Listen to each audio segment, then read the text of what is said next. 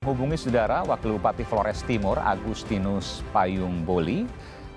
Masih bersama saya saat ini Kepala Divisi Sumber Daya Alam Walhi Nusa Tenggara Timur Yuventius Stefanus Nonga dan juga Deputi Bidang Meteorologi BMKG Guswanto. Bung Guswanto, tadi saya sudah berbincang dengan Bung Yuven, menyatakan bahwa ada penggundulan ya di hilir, misalnya di laut ya, di pantai itu hutan bakaunya habis. Lalu kemudian di bukit juga habis. Bicara soal penggundulan di hilir itu menyebabkan siklon yang ganas dan buas. Bicara soal penggundulan di bukit itu bicara soal banjir bandang. Saya tahu bahwa Anda tidak secara detail mempelajari ini, meskipun saya ingin tanya, apakah benar ketika ada penggundulan di hutan bakau misalnya memunculkan laut yang lebih panas dan potensi siklon menjadi lebih besar? Oke, baik, Aiman. Kalau kita lihat sebenarnya kan pemanasan global itu istilah bagian dari beberapa contoh yang mewakili tentang perubahan iklim global. Selain nanti kita mengenal juga adanya pendinginan global. Nah, meningkatnya temperatur global ini diperkirakan menyebabkan perubahan-perubahan yang seperti antara lain naiknya air laut tadi sampaikan, meningkatnya intensitas fenomena cuaca yang ekstrim, termasuk di dalamnya adalah siklon tropis ya. Artinya secara tidak langsung ini perlu didalami bagaimana pemanasan global itu dapat meningkatkan suhu daripada air laut. Karena siklon itu sendiri muncul, salah satu syaratnya adalah minimal syarat suhu airnya itu sekitar 26,5 derajat Celcius atau lebih. Nah, Artinya ini panas ya? kaitannya. Ya, harus lebih panas. Kalau di bawah dari 26 itu sebenarnya tidak terbentuk. Nah, itu yang dilihat. Nah, dan kedua, perubahan jumlah dan pola presipitasi hujan. Jadi dari perubahan global tadi akan pemanasan global pasti akan mengakibatkan pola hujan ya, pola hujan yang berubah. Nah, ini barangkali yang perlu kita lihat kembali ya. Itu tidak lebih jauh. Saya mendengar dari Kepala BMKG Dwi Korita Karnawati mengatakan bahwa siklon Seroja bisa terjadi setiap tahun. Benar demikian? Begini, kalau kita lihat, kita absen dari beberapa data siklon, itu kita memiliki Tropical Cyclone Warning Center. Minimum kalau tidak salah setiap tahun itu hadir satu kali di Indonesia. Kalau di daerah yang sama atau bisa daerah yang berbeda, atau harus daerah yang berbeda? Daerah yang berbeda. Tergantung suhu muka laut tadi. Oke, kalau dikatakan siklon Seroja bisa tiap tahun kan artinya di wilayah yang dekat-dekat situ juga. Nah, kalau kita lihat dari ini, Aiman, dari data yang ada di kami ya, kita lihat bahwa sebenarnya pada waktu hampir sama kita bandingkan pada waktu 2017, ada siklon Cempaka ya, itu dengan itu hampir sama dia karakteristiknya, itu mendekati wilayah Indonesia. Kalau Cempaka itu mendekati Pulau Jawa pada waktu itu. Nah, saat ini kalau Seroja ini sudah masuk ke wilayah daratan di NTT karena kepulauannya kecil-kecil ya.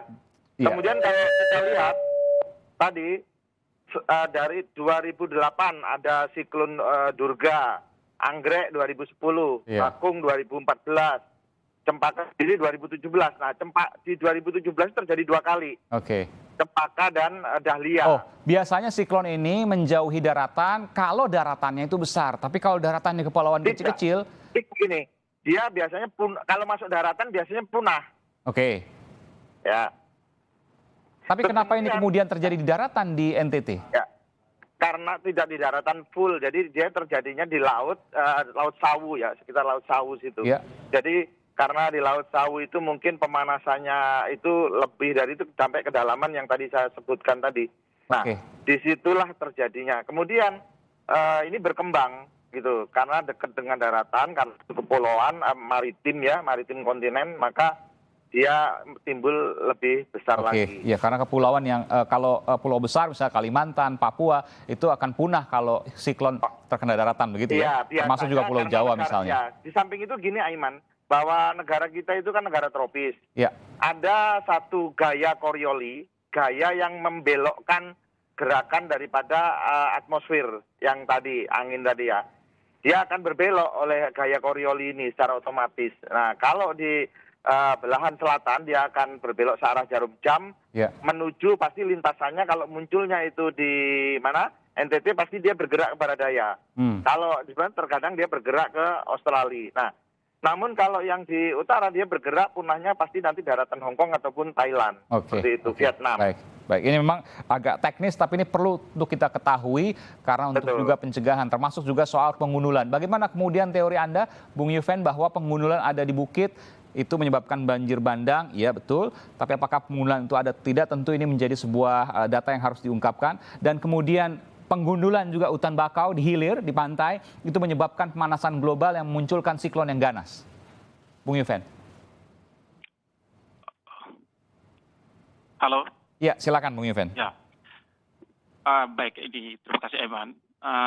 Yang saya maksudkan tadi, pengerusakan di wilayah hilir dan juga pengerambahan di wilayah hulur itu dia berdampak kepada semakin eskalasi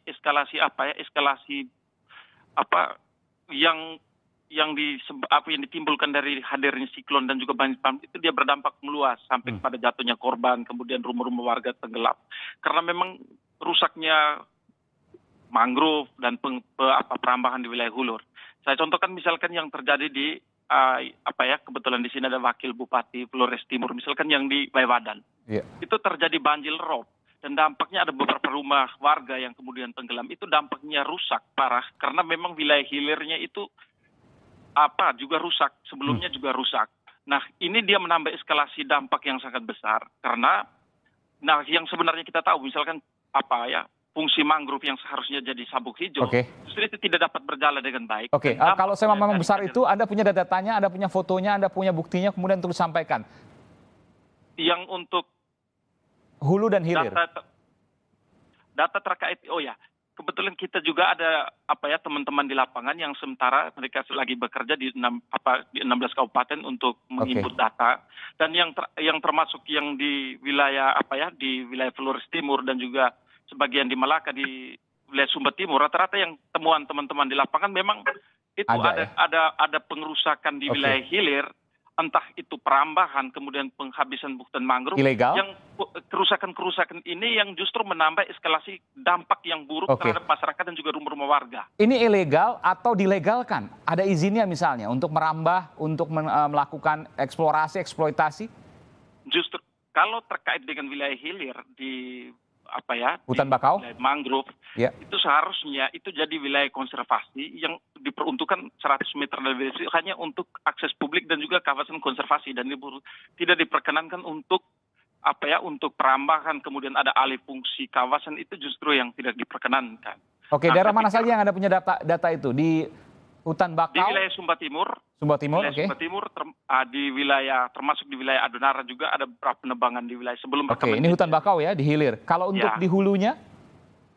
Kalau di hulu termasuk di wilayah Sumba Timur dengan adanya pembukaan beberapa perusahaan yang kemudian melakukan alih fungsi kawasan hulu yang dampaknya ke itu banjir bandang. Baik, memang Sumba Timur dan Adonara adalah dua daerah yang terdampak paling parah dari 11 kabupaten kota yang mengalami bencana di Nusa Tenggara Timur.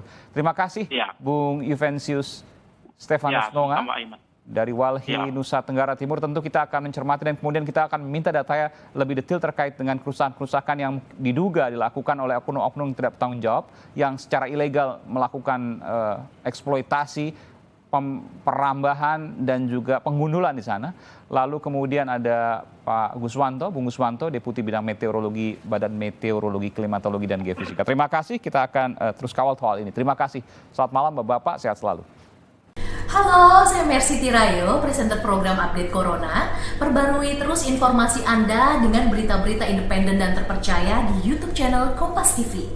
Jangan lupa untuk subscribe, like, dan komen, serta aktifkan tanda lonceng untuk mendapatkan notifikasi berita-berita terkini.